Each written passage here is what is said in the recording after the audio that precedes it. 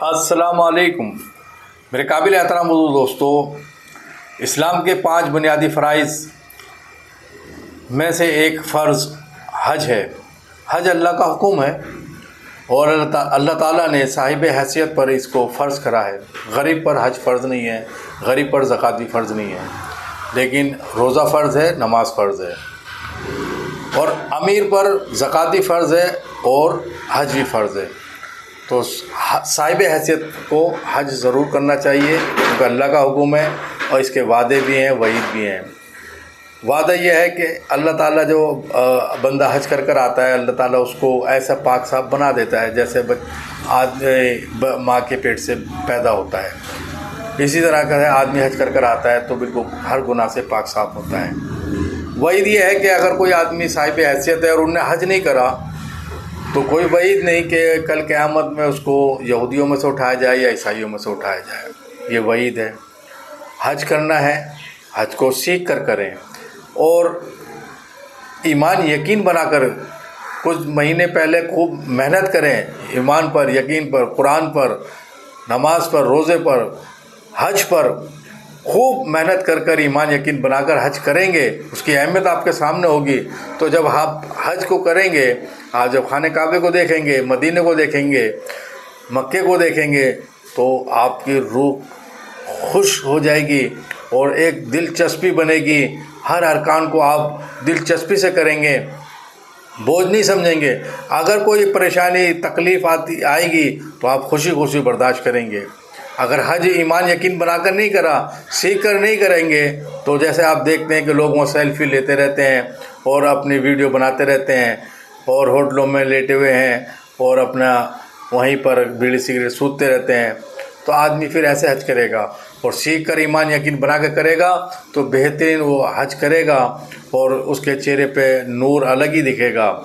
इसलिए भाई हज को सीखना है, लेकिन इसके साथ में हज से पहले कुछ शराइत हैं, अहकामात हैं कि एक तो ये कि जो माल आप हज के लिए इस्तेमाल करेंगे वो पाक होना चाहिए, यानी कि हलाल रोज़ी होनी चाहिए। हलाल रोज़ी के ज़रिए वो माल कमाया हुआ हो, हराम नहीं हो, जुआ सट्टे में या किसी का छीन कर नहीं हो, किसी का जो है गलत तरीके से इस्तेमाल छीना हुआ माल नहीं होना चाहिए, किसी का दिल दुखा के माल नहीं लेना चाहिए। तो अगर हराम का माल होगा तो हज आपका या उम्रा कबूल नहीं होगा। इसलिए हलाल कमाई के माल होना चाहिए। और दूसरा ये है कि अगर आप पे किसी का कर्ज़ा है तो कर्ज़ा उतारना चाहिए। पहले तो अल्लाह ने माल दे दिया, तो अगर खुदा ना करे किसी पे हो जाता है कर्ज़ा, तो पहले कर्ज़ा उतारें और जब माल बचता है तो फिर हज को जाएँ। और उसमें एक और चीज़ ये भी देखनी है कि किसी बहन का अगर हक़ उस पर है, बहनों का हक़ है या भाइयों का हक़ है, और आप दे नहीं रहे और खूब आप हज उम्रे कर रहे हैं, तो फिर हज उम्रा कबूल नहीं होगा। पहले बहनों का हक़ या भाइयों का हक़ है या किसी और का हक़ है आप पर, तो पहले उसका हक़ अदा करें। बंटवारे का मसला है ना, आपने माल पूरा अपने गड़प कर रखा है, बहन गरीब है या भाई गरीब है, रो रहा है, बहन परेशान है, आप उसकी परेशानी, उसका हक़ भी नहीं दे रहे, अपनी मदद तो क्या करते, उसका हक़ ही दे देते। तो पहले आप अपने बहन भाइयों का जो आप पर हक़ है, हक़ देकर जाएं।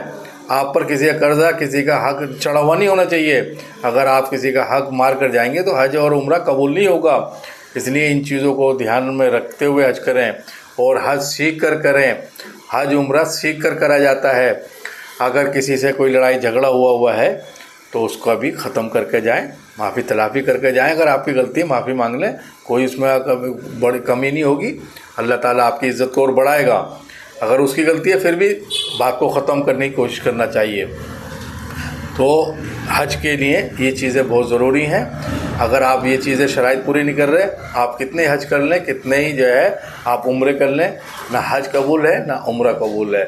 अल्लाह ताला हमें इन शर्तों के साथ में हज को करने की तौफीक अता फरमाए। जिन लोगों ने करा है अल्लाह सबके हज को कबूल फरमाए।